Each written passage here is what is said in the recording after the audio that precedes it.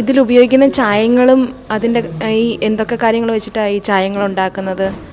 ശരിക്കും കരി എന്ന് പറയുന്ന ചായ ഉപയോഗിക്കുന്നത് നമ്മൾ വിളക്കിലെ നല്ലെണ്ണ ഉപയോഗിച്ച് കരി ഉണ്ടാക്കും. അതാണ് മുഖത്ത് വയ്ക്കുന്ന കരി. അത് പ്രധാനമായിട്ട് കാളിവേഷത്തിനാണ് കരി ഉപയോഗിക്കുന്നത്. പിന്നെ പച്ച മനയോലയുടെ അരച്ചാണ് പച്ച ഉണ്ടാക്കുന്നത്. മനയോല പൊടിച്ച് പച്ച. അതുപോലെ തന്നെ ചുമപ്പും അതുപോലെ തന്നെ ഒരു ചായമാണ് നമ്മുടെ പ്രകൃതിയിൽ നിന്ന് കിട്ടുന്ന ഒരു ചായം. പിന്നെ വെള്ള, ആദ്യകാലങ്ങളിൽ വെള്ള ഭസ്മവും കാര്യങ്ങളാണ് യൂസ് ചെയ്യുന്നത്. ഇപ്പോൾ അത് കിട്ടാണ്ടായപ്പോൾ പൗഡറാണ് ഇന്നത്തെ കാലത്ത് യൂസ് ചെയ്യണത്. പിന്നെ ഇതാണ് ചുട്ടിയരി, നമ്മുടെ മുഖത്ത് കുത്തണ ചുട്ടിയാണിത്. ഇത് ശരിക്കും നമ്മൾ ചുണ്ണാമ്പും പച്ചരിയും കൂടെ കൂട്ടി അരച്ചുണ്ടാക്കുന്ന ഇതാണ് ചുട്ടിയരി. നമ്മുടെ മുഖത്ത് കാളിയുടെയും നാരികൻ്റെ മുഖത്ത് ചുട്ടിക്ക് ഉപയോഗിക്കുന്നത് ചുട്ടിയരിയാണ്. ചുണ്ണാമ്പും പച്ചരിയും, പച്ചരി അരച്ചിട്ട് അതിൻ്റെ 4/1 ഭാഗം ചുണ്ണാമ്പും ചേർത്ത് അരച്ചുണ്ടാക്കുന്നതാണ്. കാളിയുടെ വേഷത്തിനും ദാരികൻ്റെ വേഷത്തിനും ഒരേ രീതി തന്നെയാണ് ഉപയോഗിക്കുന്നത്, അതോ വ്യത്യസ്തമായിട്ടുള്ള? കാളിയുടെ വേഷത്തിനും മുഖത്തെഴുത്തിനും മുഖത്ത് കരി മാത്രമാണ് ചായമായിട്ട് തേക്കുള്ളൂ. ദാരികൻ്റെ വേഷത്തിന് വരുമ്പോൾ 3 ചായങ്ങൾ ഉപയോഗിക്കും: കരി, ചുവപ്പ്, പച്ച, 3 വേഷങ്ങൾ. അതുപോലെ ചുട്ടിക്കും കാളിയുടെയും ദാരികൻ്റെയും ചുട്ടിക്കും രണ്ട് രീതിയിലുള്ള ചുട്ടിയാണ്. കാളിയുടെയും ദാരികൻ്റെയും യുദ്ധമാണല്ലോ മുടിയേറ്റിൻ്റെ ഇതിവൃത്തം എന്ന് പറയുന്നത്. ആ കഥയൊന്ന് പറയാമോ? നമ്മുടെ ശരിക്കും പറഞ്ഞാൽ മുടിയേറ്റ് എന്ന് പറഞ്ഞ കഥയുടെ ഇതിവൃത്തം എന്ന് പറഞ്ഞാൽ തിന്മയുടെ മേൽ നന്മയുടെ വിജയമാണ് മുടിയേറ്റ് എന്ന് പറഞ്ഞ കഥ. അതിനകത്ത് ദാരികാവധമാണ് മുടിയേറ്റ് കഥ അവതരിപ്പിക്കുന്നത്. എത്ര ഇതുണ്ടെങ്കിലും ദാരികാവധം എന്നൊരു കഥ മാത്രമാണ് മുടിയേറ്റിലുള്ളൂ. അത് നമ്മൾ ദാരികൻ്റെ ദുർഭരണത്താൽ സഹികെട്ട ജനങ്ങൾ നാരദ മഹർഷി ചെന്ന് നമ്മുടെ പരമശിവൻ്റെ അടുത്ത് ചെന്ന് പരാതി പറയുകയും അതിൽ നിന്ന് ഭദ്രകാളി ഉത്ഭവിച്ച് ദാരികനെ നിഗ്രഹിക്കാനായിട്ട് ഭദ്രകാളി ഉത്ഭവിക്കുകയാണ് ഉണ്ടാവുന്നത്. ഈ ദാരികനൊരു വരം കിട്ടിയിട്ടുണ്ട്.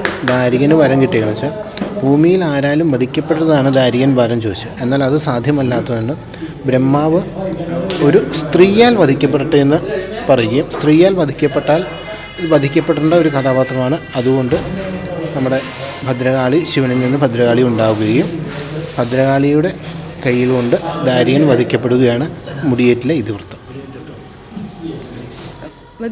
ഈ മുടിയേറ്റ് അവതരിപ്പിക്കുമ്പോൾ അതിൻ്റെ ഒരു ചിട്ടയും വട്ടമൊക്കെ ഉണ്ടല്ലോ. അതായത് നിങ്ങൾ എന്തെങ്കിലും അനുഷ്ഠാനങ്ങളൊക്കെ ചടങ്ങുകളൊക്കെ നടത്തിയിട്ടാണ് ഇത് ചെയ്യുന്നത്?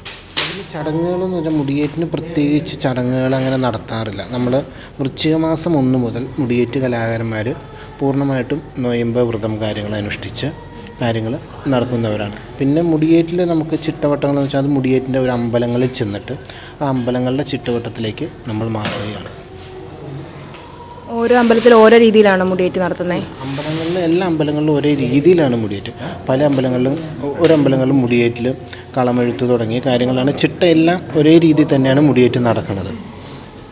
ഇപ്പോൾ മുടിയേറ്റും കളമെഴുത്തും തമ്മിൽ ബന്ധമുണ്ടോ? അപ്പം തീർച്ചയായും നമ്മുടെ മുടിയേറ്റ് എന്ന് പറഞ്ഞ കലാരൂപം പൂർണ്ണമാവണമെങ്കിൽ അതിൻ്റെ ചിട്ടവട്ടങ്ങളിലൂടെയാണ് പൂർണ്ണമാവുള്ളൂ. കളമെഴുത്ത് വളരെ പ്രാധാന്യമുള്ള മുടിയേറ്റ് എന്ന് പറഞ്ഞ കലാരൂപത്തെ ഒരു ഷോർട്ടായിട്ട് കാണിക്കുന്ന രൂപമാണ് നമ്മുടെ കളമെഴുത്തെന്ന് പറഞ്ഞാൽ. അതിനകത്ത് ഭദ്രകാളി ദാരികനെ വധിച്ചിട്ട് വന്ന ചിത്രമാണ് കളത്ത് കാണിക്കുന്നത്. അതിൻ്റെ പൂർണ്ണ രൂപമാണ് മുടിയേറ്റ്. അതായത് കളമെഴുത്തിൽ ക്ലൈമാക്സ് ആണ് അപ്പോൾ കാണിക്കുന്നത്. നമ്മൾ ശരിക്കും പറഞ്ഞാൽ ഇപ്പോഴത്തെ സിനിമയുടെ രീതി പറഞ്ഞാൽ ഒരു ഫ്ലാഷ് ബാക്കാണ് മുടിയേറ്റിൻ്റെ കളമെഴുത്ത്.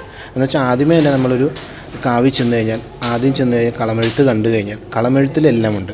അതിനുശേഷമാണ് അതിൻ്റെ കഥയിലേക്ക് വരുന്നത്. അപ്പോൾ നമ്മുടെ ഇപ്പോഴത്തെ സിനിമയുടെ രീതിയിൽ വെച്ച് ഒരു ഫ്ലാഷ് ബാക്കാണ് ശരിക്കും കളമെഴുത്തെന്ന് പറഞ്ഞാൽ മുടിയേറ്റിൻ്റെ. ഈ മഹാകാളിയാണല്ലോ ദാരികനെ വധിക്കുന്നത്. അപ്പോൾ കാളിയുടെ അവതരണം എങ്ങനെയാണ് മുടിയേറ്റിൽ വരുന്നത്? കാളിയുടെ അവതരണം മുടിയേറ്റിൽ വരുന്നത് വെച്ചാൽ ദാരികൻ്റെ പുറപ്പാടാണ് ആദ്യം കാണിക്കുന്നത്. ദാരികൻ്റെ പുറപ്പാട് കാണിച്ച് ദാരികൻ 4 ദിക്കിലേക്ക് നിന്ന് തന്നെ യുദ്ധത്തിന് ആരുണ്ടെന്ന് പോര് വിളിക്കുകയാണ്. ആരെങ്കിലും ഉണ്ടെങ്കിൽ തന്നോട് യുദ്ധത്തിന് വരാൻ പറഞ്ഞ് പോര് വിളിക്കുകയാണ്. ആ പോരുവിളി കേട്ട് ഭദ്രകാളി നമ്മുടെ പടക്കളത്തിലേക്ക് എഴുന്നള്ളുന്ന രംഗമാണ് കാളിയുടെ പുറപ്പാടായിട്ട് മുടിയേറ്റിൽ കാണിക്കുന്നത്. കൂളി എന്ന് പറഞ്ഞ കഥാപാത്രം ഉണ്ടല്ലോ മുടിയേറ്റിൽ. അപ്പം ശരിക്കും കൂളീനെ ഒരു ഹാസ്യ കഥാപാത്രം എന്ന നിലയിലാണോ, അതോ കൂളിയുടെ ഏറ്റവും പ്രാധാന്യം എന്താണ്? കൂളിയുടെ പ്രാധാന്യം എന്താണ്? ശരിക്കും കൂളി ഒരു ഹാസ്യ കഥാപാത്രം, മുടിയേറ്റിനെ സംബന്ധിച്ചൊരു ഹാസ്യ കഥാപാത്രം. പക്ഷേ കൂളി എന്ന് പറഞ്ഞ കഥാപാത്രം മുടിയേറ്റിൽ കാണിക്കുന്നത് അന്ന് ദാരികൻ്റെ ദുർഭരണത്താൽ അവിടെ സ്ത്രീകൾ അനുഭവിച്ചിരുന്ന കഷ്ടപ്പാടുകളും ദുരിതങ്ങളുമാണ് കൂളി എന്ന കഥാപാത്രത്തിലൂടെ കാണിക്കുന്നത്. എന്നുവെച്ചാൽ ദാരികൻ്റെ ദുർഭരണത്താൽ നമ്മുടെ ഒരു ചിത്രം ഇത് നമ്മുടെ സമൂഹത്തിലൂടെ നടക്കുന്ന രീതിയിൽ കൂളി കാണിക്കുക. കാണുന്നവരെല്ലാവരും തൻ്റെ മക്കളായിട്ടും അവരെ എങ്ങനെ താലോലിക്കുന്നു കാര്യങ്ങൾ, ആ രീതിയിലാണ് കൂളിയുടെ പുറപ്പാട്. ഇന്നത്തെ കാലഘട്ടത്തിൽ അനുഷ്ഠാന കലയായിരുന്ന മുടിയേറ്റ് ഒരു ആസ്വാദന കലയായിട്ട് മാറുന്നുണ്ടോ? തീർച്ചയായും. കാരണം അനുഷ്ഠാനത്തിൽ മാത്രം ഒതുങ്ങി നിന്നാൽ ഈ കലാരൂപം ഒന്നുമല്ലാത്ത രീതിയിലേക്കായി പോകും. ഇപ്പോൾ സ്വാഭാവികമായിട്ട് നമ്മളിപ്പോൾ പല കോളേജുകളിലും ഫോക്ക്ലോറിൻ്റെ ഇതിനകത്ത് നിന്നും അനുഷ്ഠാനം മാറ്റി വെച്ചിട്ട് അതിൻ്റെ കലാരൂപത്തെ മാത്രമായിട്ട് കാണിക്കുന്നതുണ്ട്. സ്വാഭാവികമായിട്ട് നമ്മൾ കലാരൂപത്തെ നല്ല രീതിയിലാവണമെങ്കിൽ അനുഷ്ഠാനത്തിൽ മാത്രം ഒതുങ്ങി നിന്ന് കഴിഞ്ഞാൽ ആ കലാരൂപം ഒരിക്കലും മുന്നോട്ട് പോവില്ല. അപ്പോൾ നമ്മൾ പുറകിലേക്ക് ജനങ്ങളിലേക്ക് ഇറങ്ങിച്ചെല്ലണം. ജനങ്ങളിലേക്ക് ഇറങ്ങിച്ചെല്ലണമെങ്കിൽ ഒരു പ്രോഗ്രാമായിട്ടും കാര്യങ്ങളുമായിട്ടും ജനങ്ങളിലേക്ക് എത്തിച്ചാൽ മാത്രമാണ് പിന്നീട് അനുഷ്ഠാന കലകൾക്ക് സമൂഹത്തിൻ്റെ ഉള്ളിൽ ഒരു വാല്യൂ ഉണ്ടാവുള്ളൂ. ഇദ്ദേഹം ദാരികൻ്റെ വേഷമല്ലോ ചെയ്യുന്നത്. അപ്പോൾ ദാരിക വേഷം ചെയ്തുകൊണ്ടിരിക്കുന്ന സമയത്തും അതിനു മുമ്പും അദ്ദേഹത്തിന് എന്തെങ്കിലും ആത്മീയമായിട്ടുള്ള അല്ലെങ്കിൽ ആ കഥാപാത്രമായി മാറുമ്പോൾ എന്തെങ്കിലും മാറ്റങ്ങളോ അല്ലെങ്കിൽ എന്തെങ്കിലും അനുഭവപ്പെടുന്നതായിട്ട് അറിയാമോ? നമ്മൾ സാധാ മനുഷ്യനിൽ നിന്ന് നമ്മൾ വേഷത്തിലേക്ക് വരുമ്പോൾ ആ ഒരു കഥാപാത്രത്തെ ഉൾക്കൊള്ളാനാണ് എല്ലാവരും ശ്രമിക്കുന്നത്. അത് കഴിഞ്ഞ് നമ്മൾ കഥാപാത്രത്തെ ഉൾക്കൊണ്ട് അരങ്ങത്തേക്ക് ചെല്ലുമ്പോൾ ഈ കഥാപാത്രത്തെ ഉൾക്കൊണ്ട് ഒരാളായിരിക്കില്ല അരങ്ങത്തേക്ക് ചെല്ലുന്നത്. നമുക്ക് എങ്ങനെയാണെന്നുള്ള ഒരു എനർജി, ഒരു പോസിറ്റീവ് എനർജി, ഒരു അമ്പലങ്ങളിലോ കാവുകളിലോ ആണെങ്കിൽ നമുക്ക് അവിടുത്തെ ഒരു ചൈതന്യത്തിൻ്റെ എനർജി നമ്മളിലേക്ക് കിട്ടുന്നുണ്ട്. അതിൽ നമ്മൾ കാണിക്കുന്നതും ചെയ്യുന്നതും എന്താണെന്ന് ചിലപ്പോൾ നമുക്ക് തന്നെ അറിയണ്ടാവില്ല.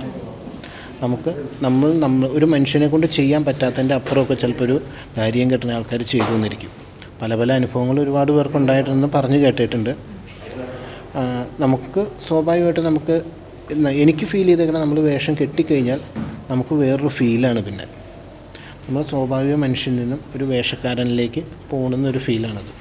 ഇപ്പോൾ ദാരികൻ എന്ന് പറയുന്നത് ഇതിലെ ഒരു അസുര കഥാപാത്രമാണല്ലോ. അപ്പോൾ അസുര രീതിയിലുള്ള ശക്തിയായിരിക്കുമോ നമുക്കപ്പോൾ അനുഭവപ്പെടുന്നത്? അതോ നമ്മൾ സാധാ ഒരു മനുഷ്യനിൽ നിന്ന് ഒരു വേഷത്തിലേക്ക് വരുമ്പോൾ, സാധാ ഒരു മനുഷ്യൻ എന്ന് പറയുന്നത് നമ്മൾ നോർമൽ രീതിയിലാണ് ചിന്തിക്കുന്നത്, പറയുന്ന കാര്യങ്ങൾ. പക്ഷേ വേഷത്തിലേക്ക് വരുമ്പോൾ ആ കഥാപാത്രത്തെ ഉൾക്കൊണ്ട് കഴിഞ്ഞാൽ ആ കഥാപാത്രമായിട്ട് മാറുകയാണ്. പിന്നെ നമ്മൾ സാധാ മനുഷ്യനിൽ നിന്ന് കഥാപാത്രമായിട്ട് നമ്മൾ ആ കിരീടം വെച്ച് അരങ്ങത്തേക്ക് ചെന്ന് കഴിഞ്ഞാൽ ആൾക്കാരുടെ ക്രൗഡും കാര്യങ്ങളും, വിളക്ക്, തെള്ളി, ആറ്റ്മോസ്ഫിയർ, അത് വരുമ്പോൾ സ്വാഭാവികമായിട്ട് നമ്മൾ ആ വേഷത്തിലേക്ക് മാറുകയാണ്. മഹാകാളിയുടെ വേഷം ചെയ്യുന്ന ആൾക്കും ഇത് തന്നെ അനുഭവപ്പെടുമായിരിക്കും അല്ലേ? തീർച്ചയായും. അദ്ദേഹത്തിന് ശരിക്കും നമുക്ക് കാളിയുടെ വേഷം കിട്ടുന്ന ആൾ ശരിക്കും അമ്പലങ്ങളിൽ വെച്ചാണ്, ഈ കാവുകളിലാണെങ്കിൽ നമ്മൾ ആദ്യം വാളകത്ത് പൂജിക്കാൻ കൊടുക്കും. അകത്തുനിന്ന് മാല മേടിച്ച് നമ്മുടെ കഴുത്തിലണിഞ്ഞ് ആ മുടി തലയിൽ വെക്കുന്നതെന്ന് പറഞ്ഞാൽ മുടി തലയിൽ വെച്ച് കഴിഞ്ഞാൽ നമ്മൾ സ്വാഭാവികമായിട്ടും വേറൊരു കഥാപാത്രമായിട്ട് മാറുകയാണ്. നമ്മൾ സ്വാഭാവികമായിട്ടും മനുഷ്യനിൽ നിന്ന് വേറൊരു കഥാപാത്രത്തിലേക്ക് മാറുകയാണ്. ചിലപ്പോൾ നമ്മൾ കാളിവേഷം ചെയ്യുന്ന കാര്യങ്ങൾ കണ്ടു കഴിഞ്ഞാൽ നമുക്ക് വിശ്വസിക്കാൻ പറ്റില്ല ആളൊരു നോർമൽ മനുഷ്യനാണോ ചെയ്യുന്നത്. ഈ മുടിയേറ്റിലെ ഏറ്റവും പ്രധാനപ്പെട്ട ഒരു ഘടകമാണല്ലോ കാളിയുടെ മുടി എന്ന് പറയുന്നത്. അതിനെ സൂക്ഷിക്കുന്നത് എങ്ങനെയാണ്? അതിൻ്റെ പ്രാധാന്യം ഒന്ന് പറഞ്ഞുതരാമോ? അത് ശരിക്കും മുടി ഉണ്ടാക്കുന്നത് നമ്മുടെ വരിക്കപ്ലാവിൻ്റെ കാതലിൽ ഒറ്റത്തടിയിലാണ് മുടി ഉണ്ടാക്കുന്നത്. ആ മുടി ഉണ്ടാക്കിയതിന് ശേഷം ഇപ്പോൾ എല്ലാ മുടിയേറ്റ് കലാകാരന്മാർക്കും ഒരു പരദേവതയുണ്ട്. ആ പരദേവതാ ക്ഷേത്രത്തിൽ കൊണ്ടുപോയി അത് പൂജിച്ച്, അതിനകത്ത് നമ്മുടെ ക്ഷേത്രത്തിൽ അകത്തെങ്ങനെ കലശമാടുന്നു ആ രീതിയിൽ കലശമാടി പൂജിച്ച് പുറത്തേക്ക് തന്ന മുടി കൊണ്ടാണ് നമ്മൾ ഓരോ വർഷവും മുടിയേറ്റിന് പോകുന്നത്. അത് നമ്മുടെ ഇപ്പോൾ മുടിയേറ്റിന് പോകുന്ന ആൾക്കാരുടെ സ്ഥലങ്ങളിൽ സൂക്ഷിച്ച് നമുക്കൊരു കളരിയുണ്ട്. ആ കളരിയിലായിരിക്കും മുടിയേറ്റിന് പോകുന്ന സാധനങ്ങളെല്ലാം സൂക്ഷിക്കുന്നതും കാര്യങ്ങളും. അവിടത്തേക്ക് വേറെ ആർക്കും അങ്ങനെ കയറാനോ ഇതൊന്നുമില്ല. മുടിയേറ്റിന് പോകുന്ന കലാകാരന്മാർ മാത്രമാണ് അവിടെ കയറുകയും കാര്യങ്ങളും ചെയ്യുള്ളൂ.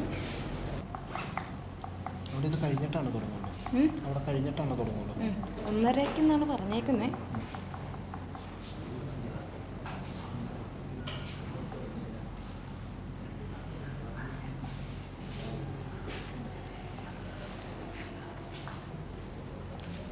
ചോദിച്ചോട്ടെ, ആശാൻ എത്ര വർഷമായിട്ട് മുടിയേറ്റ് രംഗത്ത് സജീവമാണ്?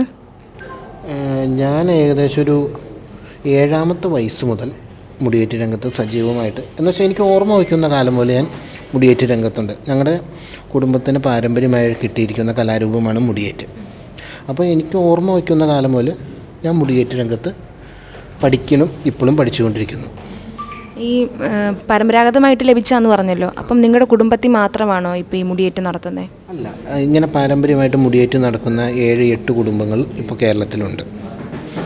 ഇതിനു വേണ്ടി എങ്ങനെയാണ് തയ്യാറാകുന്നത്? ചെറുപ്പത്തിലെ തന്നെ ഇങ്ങനെ പഠിച്ചു തുടങ്ങുവാണ് ഇതിൻ്റെ കാര്യങ്ങളൊക്കെ? ശരിക്കും മുടിയേറ്റിന് എന്ന് പറയുമ്പോൾ മുടിയേറ്റിന് കൂടെ നടന്നാണ് എല്ലാ കാര്യങ്ങളും പഠിക്കുന്നത്. പ്രത്യേകിച്ചൊരു മുടിയേറ്റിനൊരു കളരിയോ അല്ലെങ്കിൽ ഒരു ഇൻസ്റ്റിറ്റ്യൂട്ടോ ഓൾറെഡി ഇല്ല. നമ്മൾ മുടിയേറ്റ് പഠിക്കണമെന്നുണ്ടെങ്കിൽ മുടിയേറ്റിൻ്റെ കൂടെ കൂടി മാത്രമാണ് മുടിയേറ്റ് എന്ന കലാരൂപം പഠിക്കാൻ പറ്റുള്ളൂ. അതിന് സ്വാഭാവികമായിട്ട് അതിൻ്റെ കൊട്ട് പാട്ട് കാര്യങ്ങൾ നമ്മൾ പഠിക്കണം. പുറമേ നിന്ന് പഠിക്കുക, ആശാന്മാരുടെ അടുത്ത് നിന്ന് അവർ പറഞ്ഞു തരും. ബാക്കി വേഷം കെട്ടാനും വേഷം ചെയ്യാനും കാര്യങ്ങളും എല്ലാം നമ്മൾ മുടിയേറ്റിൻ്റെ കൂടെ നടന്ന് ആണ് പഠിച്ചെടുക്കുന്നത്. മുടിയേറ്റ് എന്ന കലാരൂപത്തിൽ ഈ പാട്ടിൻ്റെയും താളത്തിൻ്റെയും ഒക്കെ പ്രാധാന്യം എങ്ങനെയാണ്? മുടിയേറ്റിൻ്റെ പാട്ട് എന്ന് പറയുമ്പോൾ ആദ്യത്തെ രംഗം, മുടിയേറ്റിന് 7 രംഗമാണുള്ളത്. അതിനകത്ത് ആദ്യത്തെ രംഗത്തിൽ ശിവനാരദ സംവാദത്തിൽ ആണ് പാട്ടിൻ്റെ പ്രാധാന്യം വന്നത്.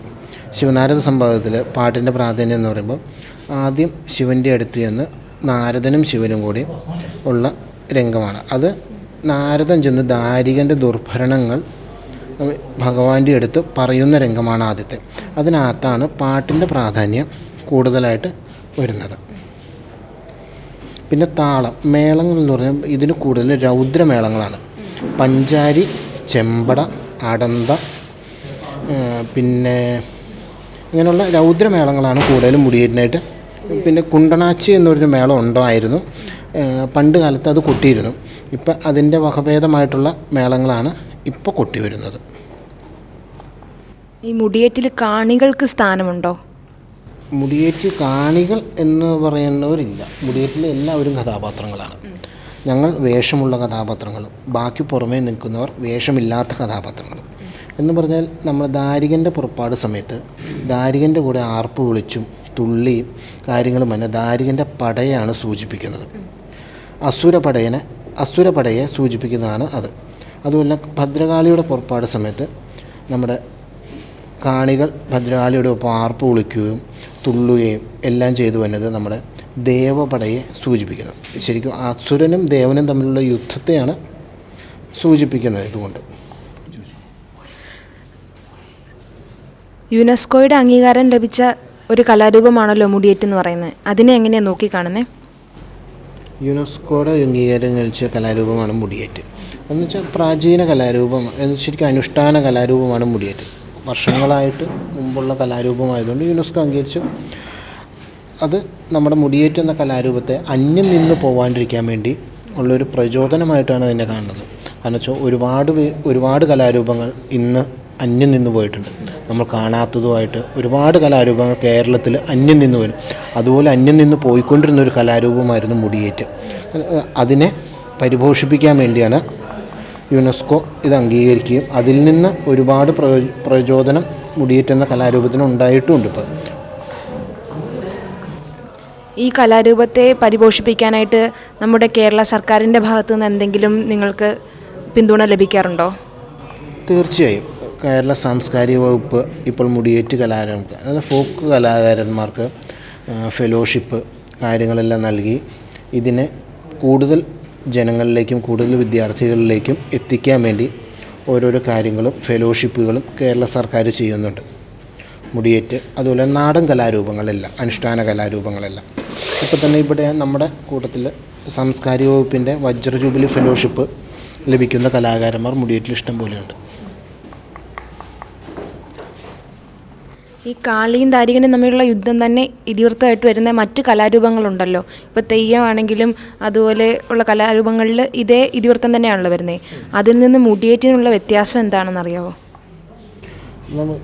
ശരിക്കും ഭദ്രകാളി അനുഷ്ഠാന കലാരൂപങ്ങളെ 3 വിഭാഗങ്ങളായിട്ടാണ് തിരിച്ചത്. മധ്യ കേരളത്തിലെ അനുഷ്ഠാന കലാരൂപമാണ് മുടിയേറ്റ്. തെക്കൻ കേരളത്തിലേക്ക് വരുമ്പോൾ അത് തെയ്യമാവും.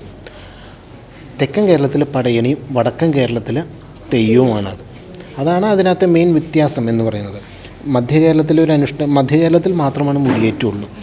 ഇത് കോട്ടയം, എറണാകുളം, ഇടുക്കി, തൃശ്ശൂരിൻ്റെ ഏകദേശം പകുതിയോളം ഭാഗത്ത് മുടിയേറ്റ് എന്ന അനുഷ്ഠാന കലാരൂപം കൊണ്ടാടുന്നത്. ഈ ഓരോ അനുഷ്ഠാന കലയ്ക്കും ഓരോ സമയം അല്ലെങ്കിൽ കാലം ഉണ്ടെന്ന് പറയുമല്ലോ. അപ്പോൾ ഈ മുടിയേറ്റ് ഏത് സമയത്താണ് ക്ഷേത്രങ്ങളിലൊക്കെ അവതരിപ്പിക്കപ്പെടുന്നത്? കൂടുതലും മുടിയേറ്റ് അവതരിപ്പിക്കുന്നത് വൃശ്ചിക മാസം മുതലാണ് മുടിയേറ്റ് ആരംഭിക്കുന്നത്. കുംഭം, മീനം, മേടം മാസങ്ങളിലാണ് കൂടുതൽ മുടിയേറ്റ് എല്ലാ കാവുകളിലും നടത്തി വരുന്നത്. ഈ 3 മാസമാണ് മുടിയേറ്റിൻ്റെ കൂടുതലായിട്ട് കാവുകളിൽ നടത്തുന്നത്.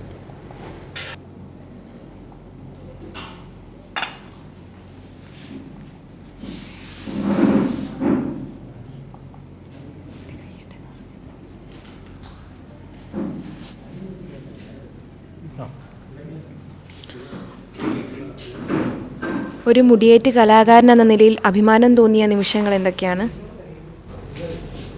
മുടിയേറ്റ് കലാരൂപം എന്നുള്ളൊരു ഒരുപാട് അഭിമാനം നമുക്ക് തോന്നിയ നിമിഷങ്ങൾ ഒരുപാടുണ്ടായിട്ടുണ്ട്.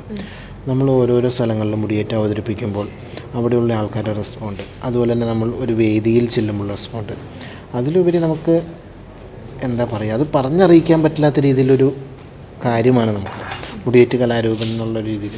അതുപോലെ പല രാജ്യങ്ങളിൽ ചെല്ലും, പല രാജ്യങ്ങളിലും മുടിയേറ്റ് എന്ന കലാരൂപമായിട്ട് പോകാൻ സാധിക്കുക. ഇങ്ങനൊരു കലാരൂപം ഉള്ളതുകൊണ്ടാണ് നമുക്കതെല്ലാം സാധിക്കുന്നത്. അപ്പോൾ അത്രയ്ക്കൊരു നമ്മുടെ ജീവന് തുല്യമായിട്ട് നമ്മൾ കാണുന്നൊരു കലാരൂപമാണിത്. അപ്പോൾ നമുക്ക് സ്വാഭാവികമായിട്ടും അതെങ്ങനെ പറഞ്ഞറിയിക്കണമെന്ന് മാത്രം നമുക്കറിയില്ല. അത്രയ്ക്ക് സന്തോഷമുള്ളൊരു നിമിഷമാണത്.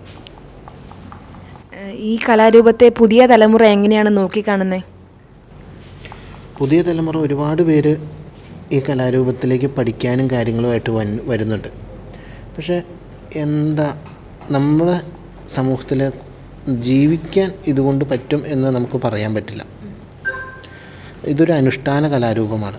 അപ്പോൾ അതിന് നമുക്ക് കൂടുതലും എപ്പോഴും അതിൻ്റെ നമുക്കൊരു കലാകാരന് ലഭിക്കാവുന്നതിൻ്റെ ഇൻകം അത് വളരെ ചുരുക്കമാണ്, കുറച്ചാണ് കിട്ടുള്ളൂ. അതുകൊണ്ട് നമുക്ക് ഒരു ആൾക്ക് ജീവിക്കാൻ സാധിക്കില്ല. എന്നുവെച്ചാൽ കലാരൂപത്തിനുള്ള സ്നേഹം കൊണ്ടും അതിൻ്റെ ഉള്ള ആത്മാർത്ഥത കൊണ്ടും വരുന്ന ആൾക്കാരാണ് മുടിയേറ്റിൽ കൂടുതലും. കാലത്തിനനുസരിച്ചുള്ള മാറ്റങ്ങൾ മുടിയേറ്റ് എന്ന് പറഞ്ഞ കലയിൽ വരുന്നുണ്ടോ? നമ്മൾ മുടിയേറ്റ് എന്ന് പറഞ്ഞ കലയിൽ കാലത്തിനനുസരിച്ചുള്ള മാറ്റങ്ങൾ വരുത്തിയില്ലെങ്കിൽ ഒരിക്കലും നമ്മുടെ ജനങ്ങൾ അത് ഉൾക്കൊള്ളില്ല. പണ്ട് മുടിയേറ്റ് നടന്നുകൊണ്ടിരുന്നപ്പോൾ നമുക്കിവിടെ ഇതുപോലെ കുപ്പായങ്ങൾ കാര്യങ്ങളൊന്നും ഉണ്ടായിരുന്നില്ല. കാലക്രമേണ അത് കാര്യങ്ങളായി ഓരോരോ കാര്യങ്ങൾ മുടിയേറ്റിൽ പുതിയതായിട്ട് കൊണ്ടുവരേണ്ട ആവശ്യങ്ങൾ വന്നു. നമ്മുടെ കാലത്തിനനുസരിച്ച് ആൾക്കാർ ഉൾക്കൊള്ളുന്ന രീതിയിലേക്ക്, എന്നാൽ നമ്മുടെ അനുഷ്ഠാനം വിട്ടു പോകാത്ത രീതിയിൽ ഉള്ള കാര്യങ്ങൾ മുടിയേറ്റിലേക്ക് കൊണ്ടുവന്നിട്ടുണ്ട്. അപ്പോൾ മുടിയേറ്റിൽ ഉപയോഗിക്കുന്ന വേഷവിധാനങ്ങൾ ഏത് തരത്തിലുള്ളവയാണ്? അതിനകത്ത് ഉപയോഗിക്കുന്ന ഉടയാടകളുടെയൊക്കെ പ്രത്യേകതകൾ എന്തൊക്കെയാണ്? ശരിക്കും ഇതിൻ്റെ നമ്മുടെ ഒരു രീതിയിൽ പറഞ്ഞാൽ കഥകളിയുടെ ഉടുത്തുകെട്ടുമായിട്ട് സാമ്യമുണ്ട് ഇതിന്. കാരണം കഥകളി എന്ന കലാരൂപം അന്യേന ഒരുപാട് വർഷങ്ങൾക്ക് മുമ്പുണ്ടായ കലാരൂപമാണ് മുടിയേറ്റ്. നമ്മുടെ ഇപ്പോൾ കഥകളിയുടെ സാമ്യമുള്ള ഉടുത്തുകെട്ടുകളും കാര്യങ്ങളുമാണ് മുടിയേറ്റിന് ഉപയോഗിക്കുന്നത്. കാളിയുടെ ഉടുത്തുകെട്ട് ഒരുപാട് വ്യത്യാസമുണ്ട്. അത് നമ്മുടെ ചുമന്ന സാരിയാണ് ഉപയോഗിക്കുന്നത് അതിന്. ദാരികൻ്റെ ഉടുത്തുകെട്ടിന് അതുപോലെ തന്നെ വെള്ള മാറ്റാണ് ദാരികൻ്റെ ഉടുത്തുകെട്ടിന് ഉപയോഗിക്കുന്നത്. ഇതിന് രണ്ടിനും സ്വാഭാവികമായിട്ടും നമ്മുടെ കഥകളിയുടെ ഉടുത്തുകെട്ടുമായിട്ട് സാമ്യമുണ്ട്. ഭദ്രകാളിയുടെ ഉടുത്തുകെട്ട് നമ്മുടെ കഥകളിയിലെ സ്ത്രീവേഷത്തിൻ്റെ ഉടുത്തുകെട്ടുമായിട്ട് സാമ്യമുള്ള ഉടുത്തുകെട്ടാണ്. സ്ത്രീകൾ ഈ കലാരൂപം ചെയ്യാറുണ്ടോ?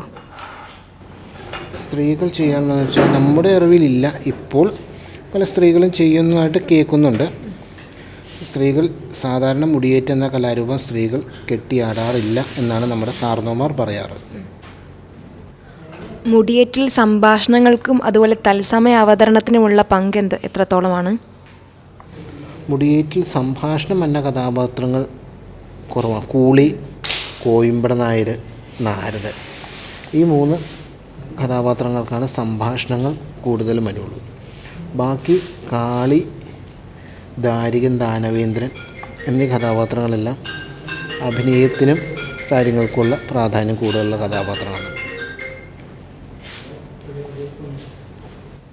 മുടിയേറ്റ് എന്ന പേര് ഈ കലയ്ക്ക് വരാൻ കാരണം എന്താണ്? മുടിയേറ്റ് എന്ന പേര് വരാൻ കാര്യം എന്ന് പറയുമ്പോൾ നമ്മുടെ ഭദ്രകാളിയുടെ മുടി എടുത്തു വച്ചിട്ട് ഭദ്രകാളിയുടെ മുടി അമ്പലത്തിൽ ഭദ്രകാളി കാവുകളിൽ പൂജിച്ച മുടി എടുത്തു വെച്ച് ആടുന്ന കലാരൂപമായതുകൊണ്ട് മുടിയേറ്റ് എന്ന പേര് വന്നു എന്നാണ് അറിയാൻ സാധിച്ചിരിക്കുന്നത്. ഭദ്രകാളി മുടി മറിച്ച് രാത്രിയാക്കി ദാരികനെ പുറത്തു കൊണ്ടുവന്ന അതുമായിട്ട് എന്തെങ്കിലും ബന്ധമുണ്ടോ ഇതിന്? ശരിക്കും അതെന്ന് പറഞ്ഞു കഴിഞ്ഞാൽ നമ്മുടെ ആദ്യത്തെ ഭദ്രകാളിയും ദാരികനും തമ്മിലുള്ള യുദ്ധരംഗത്തിൽ ഒരു രീതിയിലും ദാരികന് ഭദ്രകാളിയെ തോൽപ്പിക്കാൻ പറ്റില്ല എന്നൊരവസ്ഥയിലേക്ക് വന്നു. അപ്പോൾ ദാരികന്മാർക്ക് മായായുദ്ധം ചെയ്യാനുള്ള കഴിവ് കിട്ടിയിട്ടുണ്ട്. അതിന് രാത്രിയായാൽ മാത്രമാണ് ദാരികന്മാർക്ക് മായായുദ്ധം ചെയ്യാൻ സാധിക്കുകയുള്ളൂ. അങ്ങനെ ദാരികന്മാർ ഭദ്രകാളിയായിട്ടുള്ള യുദ്ധത്തിൻ്റെ ഇടയ്ക്ക് പാതാളത്തിൽ പോയി അഭയം പ്രാപിക്കും. പാതാളത്തിൽ പോയി അഭയം പ്രാപിക്കുന്ന ദാരിക ദാനവേന്ദ്രന്മാരെ യുദ്ധക്കളത്തിലേക്ക് കൊണ്ടുവരണമല്ലോ. അതിനുവേണ്ടി ഭദ്രകാളി തൻ്റെ മുടി എന്നുവെച്ചാൽ നമ്മുടെ മുടി അഴിച്ചിട്ട് സൂര്യബിംബം മറിച്ച് ഇരുട്ടാക്കി എന്നാണ് പറയപ്പെടുന്നത്.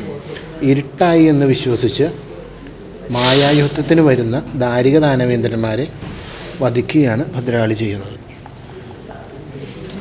ഇന്നിവിടെ ചെയ്യുമ്പോൾ ഏതൊക്കെ കഥാപാത്രങ്ങളാണ് നിങ്ങൾ അവതരിപ്പിക്കുന്നത്? ഇന്നിവിടെ ചെയ്യുമ്പോൾ നമ്മുടെ ദാരികൻ, കാളി, കൂളി, ദാനവേന്ദ്രൻ ഇങ്ങനെ 4 കഥാപാത്രങ്ങൾ ഇന്നിവിടെ അവതരിപ്പിക്കുന്നത്. ഭദ്രകാളി ക്ഷേത്രങ്ങളിൽ ഒരു വഴിപാടെന്ന രീതിയിലാണല്ലോ മുടിയേറ്റ് നടത്താറ്. അപ്പോൾ അതിൻ്റെ പ്രാധാന്യം എന്താണ്? ഓരോ ഭദ്രകാളി ക്ഷേത്രങ്ങളിലും ഭക്തജനങ്ങൾ വഴിപാടായിട്ട് മുടിയേറ്റ് നേരാറുണ്ട്. ഒന്നെങ്കിൽ അവരുടെ കുടുംബത്തിൻ്റെ ദോഷം മാറാൻ, അല്ലെങ്കിൽ അവർക്ക് ആയുരാരോഗ്യ സൗഖ്യങ്ങൾ ഉണ്ടാവാൻ, അങ്ങനെ അവർക്ക് എന്ത് ആണോ അവർക്ക് മനസ്സിൽ വിചാരിക്കുന്നത് അവരുടെ കഷ്ടപ്പാടും കാര്യങ്ങളും തീരാൻ വേണ്ടി ഒരുപാട് ആളുകൾ ഭദ്രകാളി കാവുകൾ മുടിയേറ്റുന്ന വഴിപാടായിട്ട് നേർന്നു വരുന്നുണ്ട്. ഏറ്റവും ഭദ്രകാളിക്ക് ഇഷ്ടപ്പെട്ട വഴിപാടുകളിൽ ഒന്നാണ് മുടിയേറ്റെന്ന കലാരൂപം. അതാണ് കൂടുതലും ഭദ്രകാളി കാവുകൾ മുടിയേറ്റ് വഴിപാടായിട്ട് നടത്തുന്നത്. 21 മുടിയേറ്റ് വരെ ഒരേ സമയം എന്നുവെച്ചാൽ 21 ദിവസം ഒരമ്പലത്തിൽ തന്നെ വഴിപാടുകൾ, അതും പല ഭക്തജനങ്ങളുടെ വഴിപാടായിട്ട് നടത്തുന്ന അമ്പലങ്ങളും ഉണ്ട്.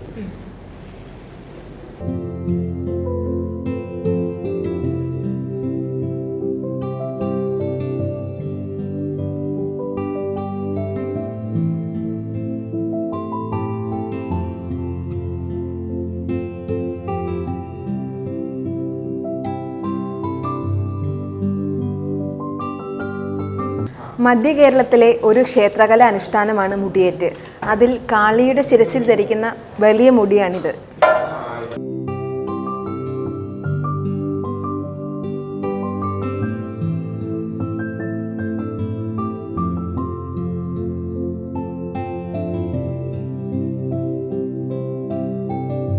ഇങ്ങോട്ട് തിരിഞ്ഞൊന്നും ചെയ്യാൻ പറഞ്ഞല്ലോ. കഥാപാത്രമാണ് അവതരിപ്പിക്കുന്നത്. ഞാൻ ദാരികൻ്റെ കഥാപാത്രമാണ് അവതരിപ്പിക്കുന്നത്. ഈ വേഷവിധാനത്തെ പറ്റി ഒന്ന് പറയാമോ? പറഞ്ഞുതരാം. ഇത് കഴുത്താരം, ഇത് കുഴലാരം, വള, ഹസ്തകടം, പിന്നെ ഇത് മാറ്റ്, ഒറ്റനാക്ക്, കട്ടിയാവ്, പിന്നെ ഒരു കിരീടം വരുന്നുണ്ട്. കഴിഞ്ഞൊരു ചുരുക്കി ഉണ്ടാവും.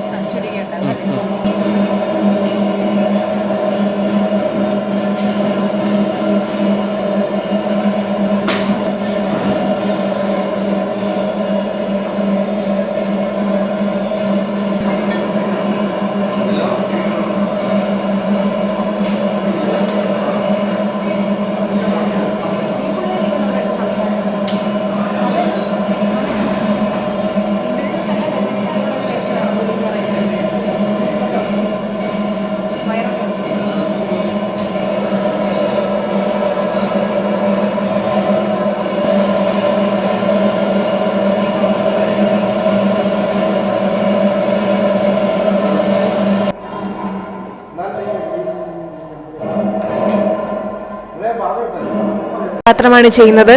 കാളി കഥാപാത്രം തീർച്ചയായിട്ടും.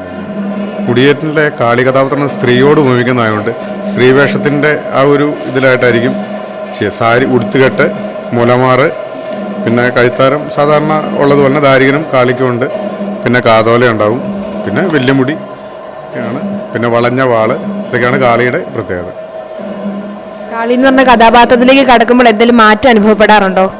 മാറ്റം ഒരു മനുഷ്യനിൽ നിന്നും ഒരു ദൈവത്തിൻ്റെ ആ ഒരു കഥാപാത്രത്തിലേക്ക് മാറുമ്പോൾ നമുക്കുണ്ടാകുന്ന ഒരു ഗുഡ്നെസ്, ഒരു ഫീൽ, നല്ലൊരു ഫീൽ തന്നെയാണ്.